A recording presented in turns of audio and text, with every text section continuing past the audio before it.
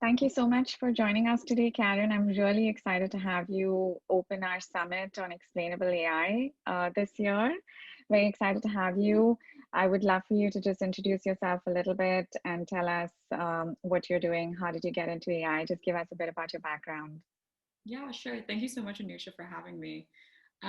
So I'm the senior artificial intelligence reporter at MIT Technology Review, and I spend a lot of time covering not just the cutting edge research that's coming out of labs, but also how it actually impacts people in the real world. What are the social and ethical implications of these technologies? The way that I got into covering this is actually a bit roundabout. I studied engineering in undergrad, and I studied mechanical engineering, and I thought that I would take a very traditional engineering path. I started working at a startup in Silicon Valley as my first job, and I was very enamored with the idea of tech being a force for good. But once I was actually at my first job, I felt like there was a disconnect between sort of the ideals that I had been taught as an engineer and how I actually saw technology changing society. It was just we were just beginning to see the tech backlash happen. Um, and so at the time, I was thinking, how do I actually uh, continue my mission of keeping technology as a force for good? And what I concluded was it actually would make more sense for me to not be a technologist necessarily, but to actually be a tech journalist and do accountability reporting, try to help people who don't necessarily understand technology understand how it's shaping their world, how they can exercise control in the way that it shapes their lives, Mhm. and also help tech companies understand the ways that their technologies were impacting real people, because that's not always clear to them. So that was my transition into AI journalism. That is such an interesting transition. Thank you for sharing that. So, Karen, tell us a little bit about the some of the biggest stories you've worked on in AI over the last maybe couple of years. Yeah, one of the bigger stories that I worked on this year, published in February, was Hmm. a major profile of OpenAI, which is Hmm. a San Francisco-based AI lab that was originally founded as a nonprofit by Elon Musk and a bunch of other tech bigwigs. There were donations from Peter Thiel, other people that are kind of like the who's who of Silicon Valley investors. And what I was interested in doing at the time with profiling them is they're one of the top AI labs. They produce an incredible amount of AI research that really shapes the conversation around AI. You might recognize their work with GPT-2 and Hmm. GPT-3, which are Right. the huge language models that they've produced that are really Yeah. good at writing convincing human-like prose. And they also not only do this AI research, but have a very active arm in AI policy. They have an entire policy team that works with organizations and sometimes governments around the world to shape public opinion of how AI should be developed and where we should continue investing in AI research. Another story of mine that I really enjoyed working on is I went to China last year to profile a company called Squirrel AI, which is a unicorn AI education startup that basically provides after school tutoring sessions for students in China, which is a very popular extracurricular activity that students engage in. And Hmm. their whole model is, instead of using human teachers as the primary instructor, they have AI Interesting. tutors, and then there are human teachers that supplement the AI tutoring. And what I really loved about that story is I got to meet the students that were actually taking these classes and meet the teachers who were the human teachers that were supplementing the AI tutors, also met many of the people at the company. Um, and it kind of illustrated the complexity of how AI can help people, but not always in the best ways. Hmm. So the students were a huge fan of this tool because the Chinese education system is extremely test driven. And the way that you get into college is by performing well on tests throughout your schooling years. And also after you graduate high school, there's a major college entrance exam. the AI tutoring system was really, really great at training them to test super well in these systems. So I was meeting students that they thought they wouldn't even be able to get into college because they were kind of failing certain subjects that would give them access to those opportunities. And then they went to this AI tutoring thing and they were able to master the subject way faster than a human teacher.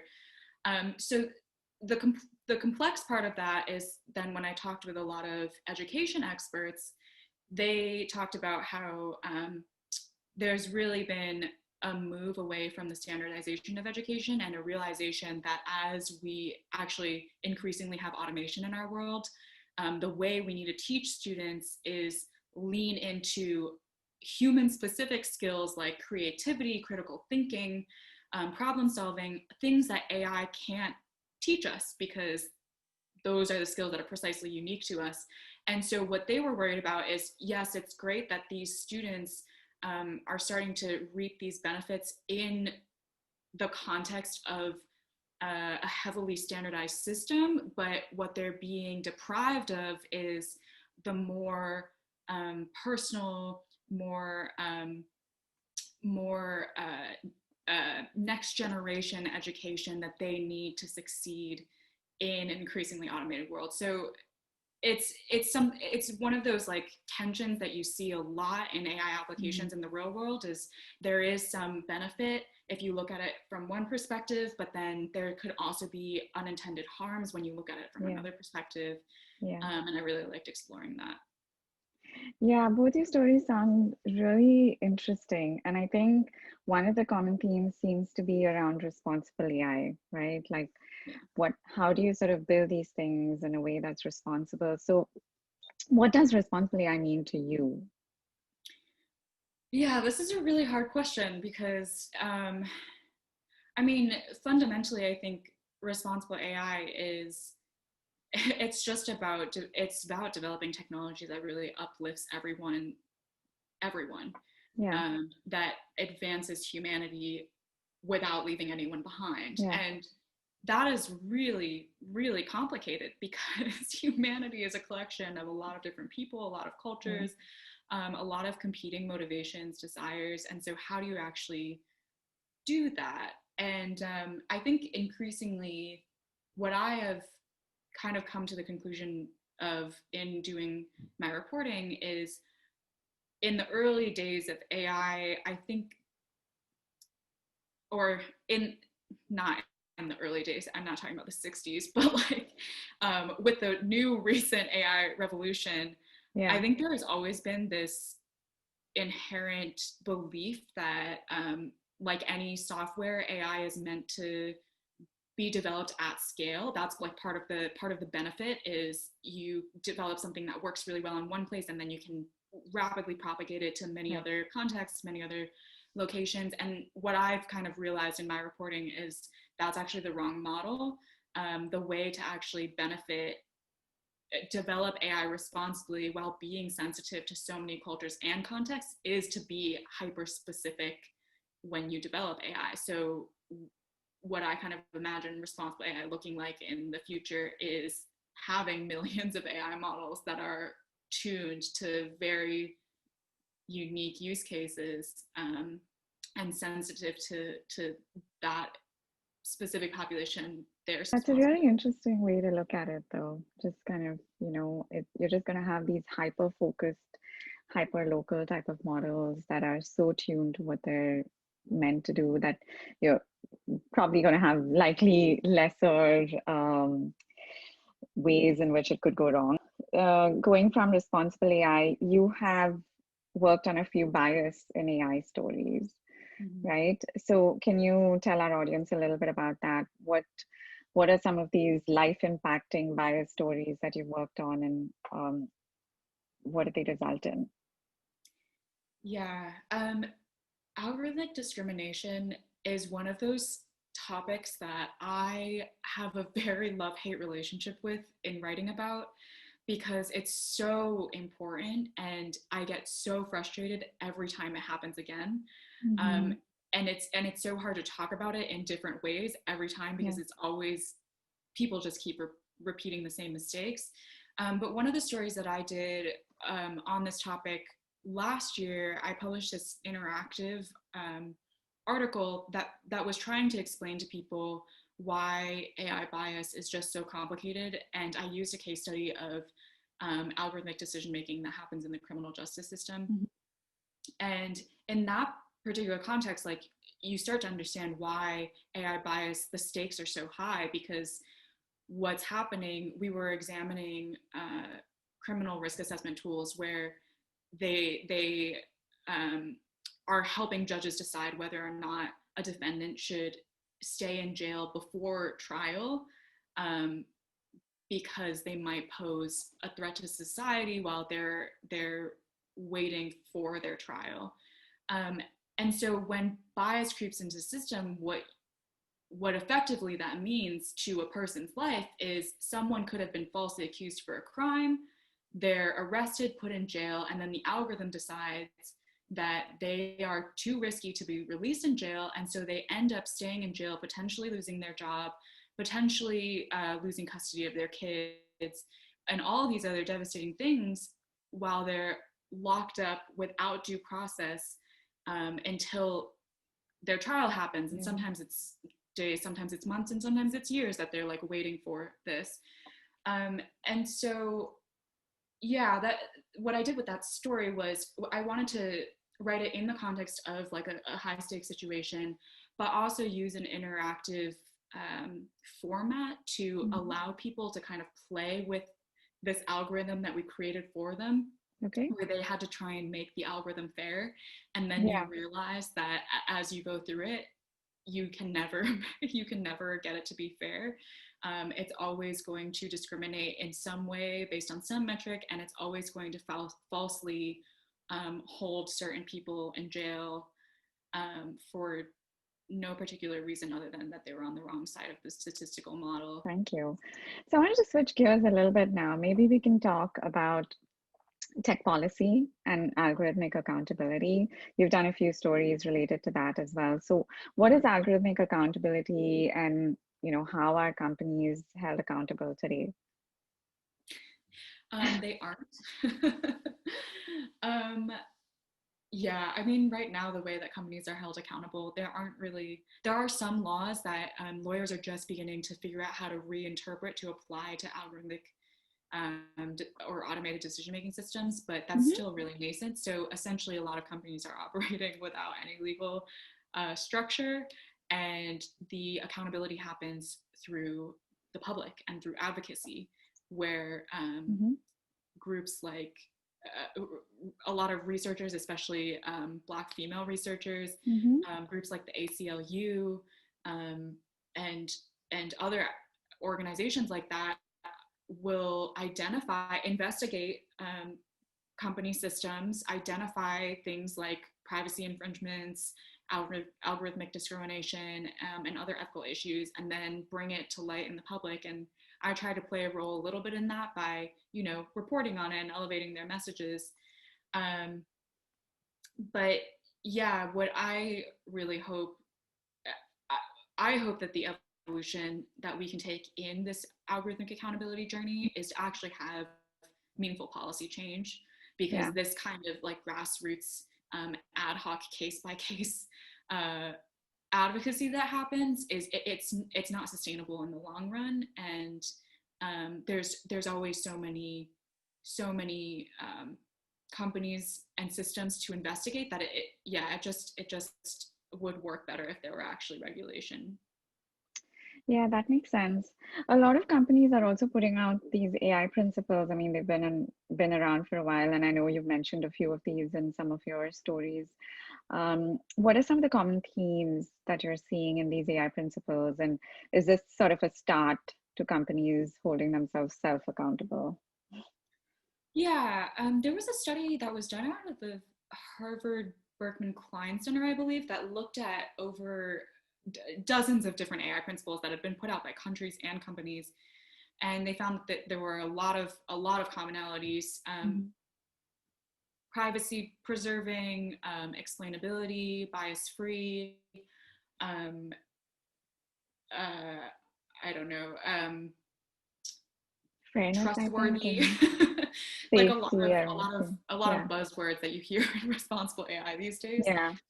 Um, and I do think it is a step. I mean, if you think about it, laws are also started that way. Is Hmm. you first go back to fundamental principles about what are our values, and it's good that organizations are doing that step of articulating what the values are before we then like try to codify them in either in company regulatory mechanisms or government regulatory mechanisms. Um, Sometimes, though, it's not really clear to me when companies put these principles out what they're actually doing to act upon them. So last year, I believe it was last year, there was that pretty high profile case where Google had put out their AI principles and then they created an AI ethics board. I don't know if you remember this news I story, do. but Hmm. they announced that they were going to have this AI ethics board, and then there was huge controversy around it because of the people that were staffed on the AI ethics board, and also for the way that it was designed. It seemed to have no actual real oversight mechanism. Hmm. It had no real way to actually stop projects that Yeah. didn't meet the AI ethics criteria. Yeah. So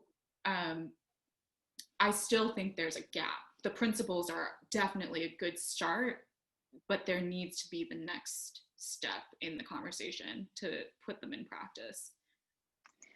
Yeah. So since this summit, we're focusing on explainable AI, you mentioned explainability as one of those principles. What does that mean, and how do companies approach that in your view? So I think that the definition of explainable in the mainstream is probably different from my definition of explainable. I guess I'll just talk about my definition. So I think explainable AI system does not mean explainable to the decision maker. That is like the minimum bar to clear, but I think the actual bar to clear is Mhm. explainable to the person who the AI system acts on. Right. So there was this really great, or recently UNICEF, Yeah. they put out their set of, they called them, this isn't another set of AI principles, but they're basically another set of AI principles that we're articulating how do you design responsible AI for kids. Yeah. And I thought one of the things that I really loved was they're basically just centering kids in these things, and they said AI systems need to be explainable to kids, which is very Mhm. different from saying AI systems being Yeah. explainable to adults. Um, and so that's a much harder bar to achieve, Hmm. being actually explainable to the people that the system is used on. Um, and but why I think that's important is because especially in high stakes situations where automated decision making systems are making decisions about people's lives, they should be able to understand why why they didn't get a credit card or something like that, Right. Right. and then be able to contest the decision if they think it's wrong. But if you don't Exactly. understand, you don't have the ability to test, you lose your agency, and that ultimately flies in the face of like what responsible AI fundamentally is about. I think it comes back to your point about, when you're designing it to be explainable for the end user or kids in this case, you're coming back to that hyper-local definition of responsible AI where it's Yeah. designed for each individual use case. What are some of these areas that you think are where algorithmic accountability is most essential, where lives are most impacted? Um, so many areas. Yeah. Um, I guess I'll pick democracy. Okay. And like algorithms on social media platforms and how that Yeah. affects democracy. I don't know if people have watched The Social Dilemma recently on Netflix. Yeah. Yeah. I just moderated a panel with Tristan Harris and the director of the film, Okay. Orlowski, earlier this week. And there are some criticisms of the film and the fact that it doesn't actually center the expertise of experts of color and particularly Right. women of color. But Right. I do think that the film does a really excellent job of kind of explaining how algorithms that were not designed with responsibility in mind at scale, what true dysfunction these Mm-hmm. algorithms can cause in terms of Mm-hmm. spreading misinformation, disinformation, um, disrupting election processes, Yeah. disrupting our information ecosystems. So yeah, I think uh, in terms of algorithmic accountability, if we want to take a broad view, that's one of the biggest, most urgent ones that I think we need to think about right now. What is happening there today? Like, what are some of the trends in AI policy that you're seeing, or what is it going to look like, you think, over the next couple of years? So, I mean, there's the movement there's the antitrust movement to try and break up the tech companies. I don't really have an informed opinion on whether or not that's the right um, effort, the right approach or the wrong approach for um, trying to reverse the negative impacts of these algorithms. Um, so yeah, I honestly, and I don't know if most people really know what to do in this particular space, but I do think that the current trend is a lot of people in government, um, with movies like The Social Dilemma and with high profile cases like um, George Floyd and the fight against face recognition that was kind of sparked after that. Um, I think more and more people in government are actually starting to understand, first of all, what AI is, and second of all, what the actual really devastating harms it can cause. Mm-hmm. And that's an important first step for them to then articulate how do we actually try and regulate away the harms and then actually regulate more benefits out of the technology. Yeah, the Algorithmic Accountability Act is something that we've been following as well, just to kind of see where it ends up. Yeah. Hopefully, it turns into something that is for the good of humanity. Um, Yeah, I think the Algorithmic Accountability Act is definitely a really important start. It also shows like how that act specifically focuses primarily on algorithmic bias right. and on explainability to make sure that a system's not biased. And so I think it's an incredible effort. I know the Congresswoman Yvette Clarkson was Yeah. one of the co-sponsors, and she worked really closely with a lot of leading AI researchers in this field to think about Mm-hmm. how to make sure the language in the act was very precise Mm-hmm. and could actually be applied to AI systems across so many different industries. Um, it's Algorithmic bias is also such a small slice.